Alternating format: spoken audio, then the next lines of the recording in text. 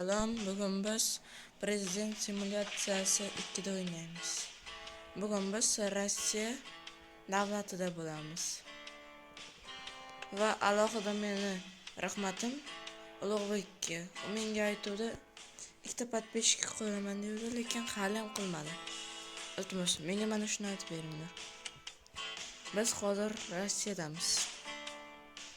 Bu o'yin qoidalari.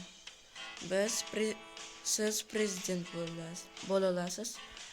Tak. Tepadagi o'ng tomonda odamlar soni davlatda, odamlar kuchi va tepada pullar, dollar desangiz ham bo'ladi, olmos va yulduz.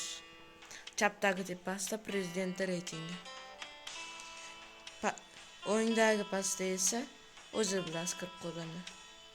Men mana shu o'yinni yaxshi deb bilaman. Chunki u sizni taktikalik o'ylashga, rioya qilishga yaxshiroq foydalanadi.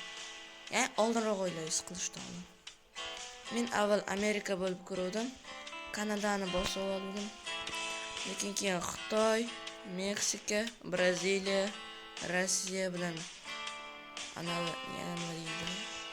Eron urush boshlandi va men yutqazib qo'ydim. Lekin bu o'yinni taktikalik o'ylashga yaxshiroq bo'ladi.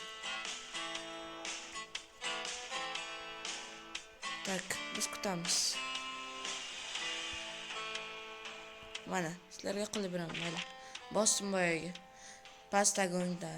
Mana bu yerda birinchisi торговля, производство, налоги, Центральный банк, законы, Министерство образования, Министерство инфраструктуры, наука и исследования.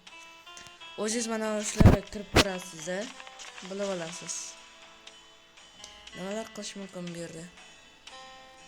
Va keyingi videolarimda biz Ukrainani bosib olamiz.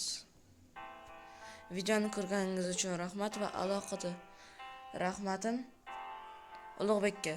Bo'pti.